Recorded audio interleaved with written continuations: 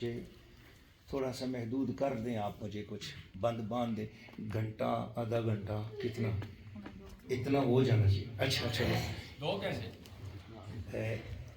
محبت والو دعا کرو کہ اللہ تعالیٰ جو بھی بولیں، چاہے منٹ بولیں 2 منٹ بولیں، جتنا بھی بولیں دعا کریں وہ قبول ہو جائے. دعا میں آپ سارے مل کے بولو آمین. اچھا آپ نے چونکہ میرا ٹائم کم کر دیا، مجھے بتاؤ گھڑی ہے کہاں لگی ہوئی قریب؟ وہ ہے، وہ ٹھیک ٹائم ہے؟ ٹھیک ٹائم ہے 9:30. تو اب مجھے خطبہ نہیں پڑھنا چاہیے، 11 بجے خطبہ مجھے نہیں پڑھنا ہے، خطبہ میں چھوڑ رہا ہوں. ٹھیک ہے آپ لوگوں کی خاطر، چونکہ آپ کو ٹائم خطبہ پڑھی جی پنڈی میں پنڈی والا خطبہ اسی پونا گھنٹہ چاہتے خطبہ ہی ہو جائے.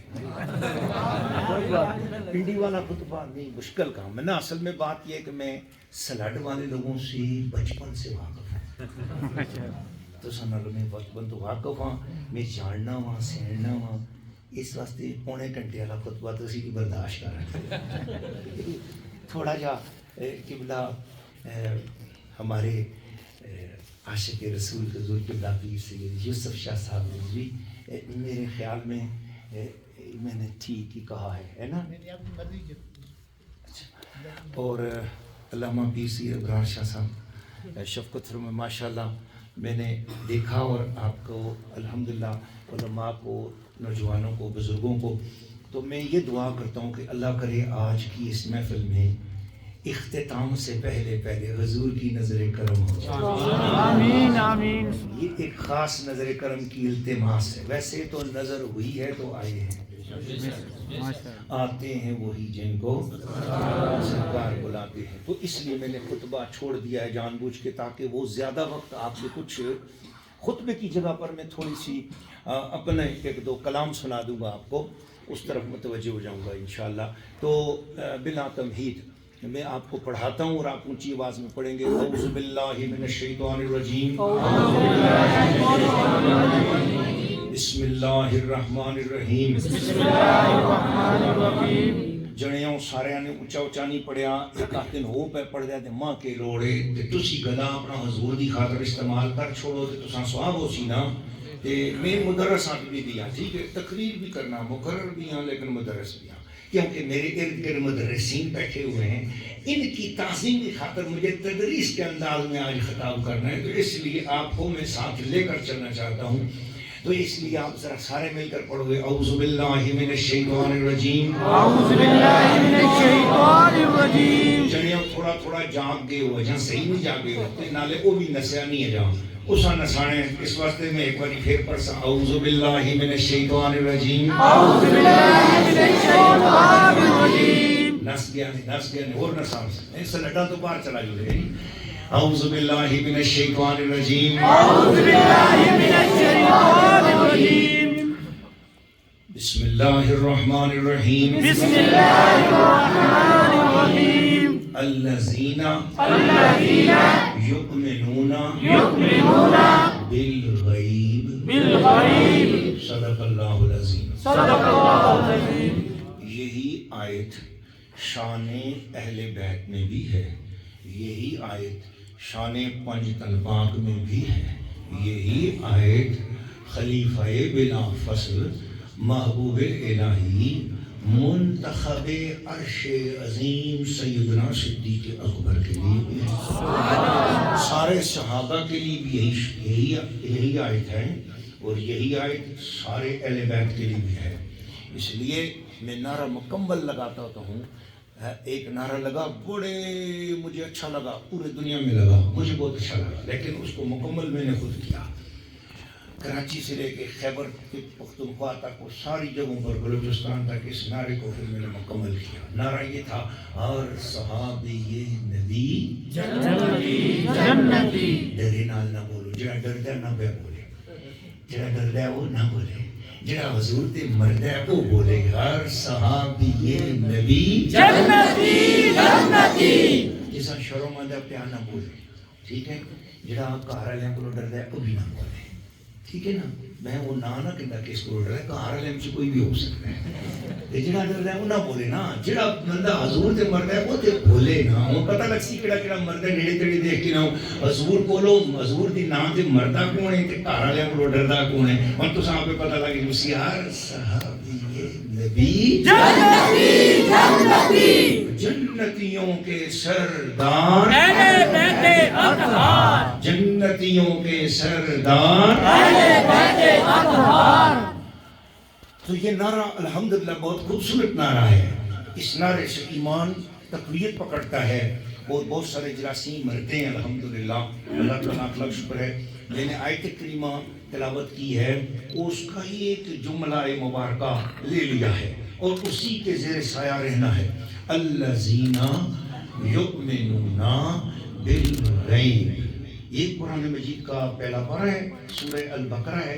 بالکل ابتدا میں اللہ تعالیٰ نے ارشاد فرمایا الف لام میم ذالک الکتاب لا ریب فیہ.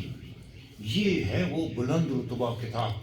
ذالک اس میں اشارہ ہے جو بعید کی طرف اشارہ کرتا ہے. کتاب سامنے اللہ فرما رہا ہے ذالک اس میں اشارہ بعید. یا اللہ یہ کیا بات ہے بعید کیوں کتاب ہاتھ میں ہے. فرمایا ذالک اس کو تو حاضر ہونا چاہیے تھا اس کو ذالک کیوں کہا.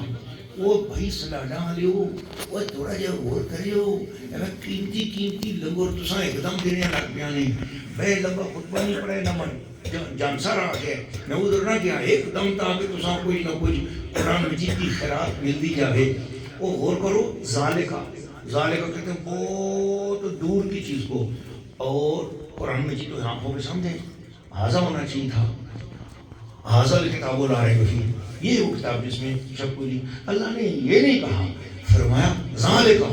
تو کیوں کہا فرمایا قرآن سامنے ہے پر اس کا رتبہ اتنا بلند ہے کہ اس کی انتہا تمہارے سامنے نہیں ہے.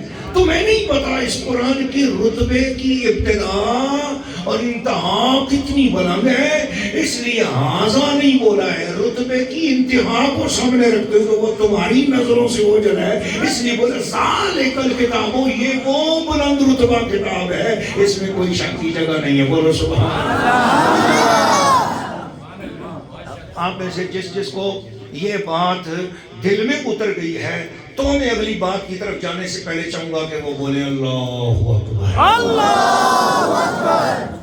مینٹلی طور پر پریزنٹ ہو کے میرے ساتھ رہنا پڑے گا. ساؤتھ افریقہ میں جب میں گیا تو وہاں پر آپ جیسے پیارے لوگ وہاں پر بھی مجھے ملے.